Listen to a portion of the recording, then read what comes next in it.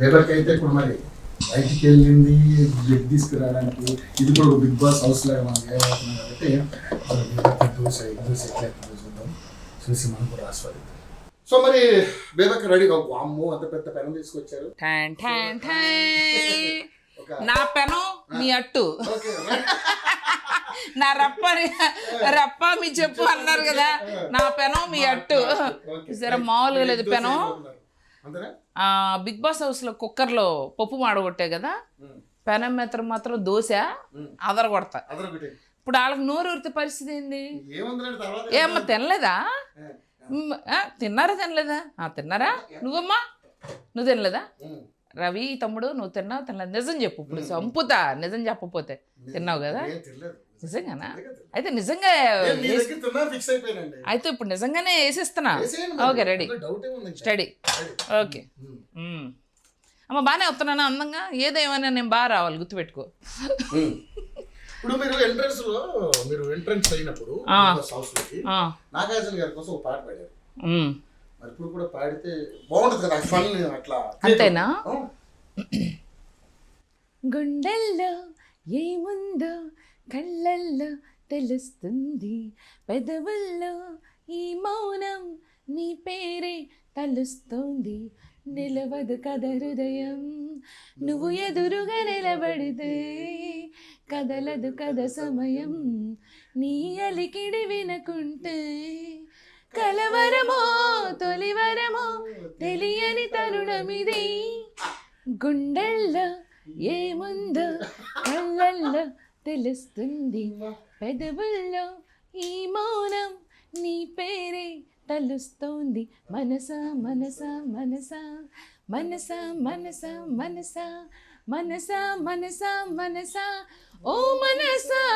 పెనం వేడికిందండి బాబోయ్, పెనం వేడిక్కింది.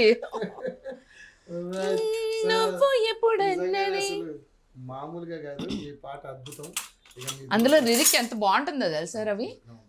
ఎందుకో తెలియని కంగారు పడుతున్నది, ఎక్కడ జరగని వింతేమి కాదేది, పరిమళం వెంట పయనించే పరిచయం తోడుకోరింది, ఏమో ఇదంతా నిజంగా కలలాగే ఉంది, గుండెల్లో ఏముందో కళ్ళల్లో తెలుస్తుంది, పెదవుల్లో ఈ మౌనం నీ పేరే తలుస్తోంది, మనసా మనసా మనసా అట్టే అట్టే అట్టే ఒట్టే ఒట్టే ఒట్టే అట్టేస్తానని.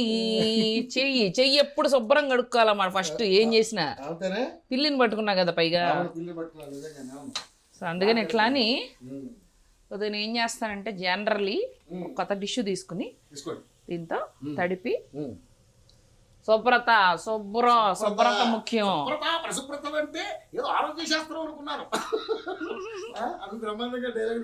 అవును. ఇప్పుడు దోశ మళ్ళీ ఇప్పుడు అందరూ ఒక ఎగ్ వేసి చేస్తున్నారు నా కోసం స్పెషల్ గా. తింటూ బేబక్ చాలా విషయాలు అడగాలి, ఎందుకంటే ఒక మహిళ అయ్యి ఉండి బిగ్ బాస్ హౌస్ లోకి వెళ్ళి అక్కడ అందరితో ఆడి, సరే మా ఎలిమినేషన్ అనేది అది బిగ్ బాస్ సంబంధించిన అంశం కాబట్టి సో మ్యాక్సిమం తను బాగానే ఆడగలిగారు. చూద్దాం ఇంకా ఏం చెప్పాలనుకున్నారు ఏంటనేది. చాలా మంది కంటెస్టెంట్స్ ఉన్నారు కదా, వాళ్ళందరి గురించి కూడా అడుగుదాం. చెప్తా చూసి దాన్ని బట్టి మనం అది కాదు. నాకు డౌట్ వచ్చింది, లేట్ ఎందుకు అడుగు. ఇప్పుడు మీరు శేఖర్ భాష, అదే విధంగా ఓం ఆదిత్య, అంటే ఒక ఏజ్డ్ పర్సన్స్ ని, మేమే ఏజ్డ్ కాదే, అంటే మరీ అంత ఏజ్డ్ కాదు, ఉన్న వాళ్ళలో మేము ఏజ్డ్ అమ్మా. నేను ఏజ్డా? ఏ వైపు నుంచి ఏజ్డ్ కనిపిస్తాను నన్ను? ఇప్పటికి ఇంకా నా వయసు నిండా అన్నేళ్లే, చీటికి మాటికి చేస్తారు గొడవలు ఫైట్లు, అక్కడ నాకు అస్సలు నచ్చట్లే, నా ఒంటిలో చవట్లే. కానీ అక్కడ నేను ఎందుకన్నానంటే అందుకే అంటున్నావు, కొంచెం వాళ్ళ మీద పెద్దోళ్ళే కదా, కొంచెం 1 2 సంవత్సరాలు, అంటే 1 2 1 2 ఫిక్స్ అవ్వు, అలా చెప్పు. సరే 1 2 అది 1 2 ఆ పక్కన 0 వేసుకోండి. నేను ఎందుకంటానంటే ఒకవేళ అంటే మిమ్మల్ని ముందే ఎలిమినేట్ చేసేసి కనుమ మిగతా వాళ్ళతో ఆడిద్దాంలే అన్న ఉద్దేశంతో మీ ఏజ్ గ్రూప్ వాళ్ళు సెలెక్ట్ చేశారంటారా? ఏంటి మీ ఒపీనియన్?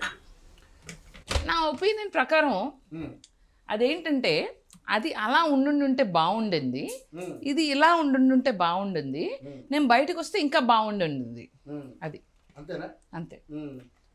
అంతే, అంతకంటే వేరే ఏం లేదు. ఏముండదు. ఉమ్, మీకు మంచి పొడి దోశ అయినా ఉమ్, ఏదో ఒకటి మీరు ఏ దోశ చేసినా తింటాను. అయితే షూరా? ఉమ్, ఓకే.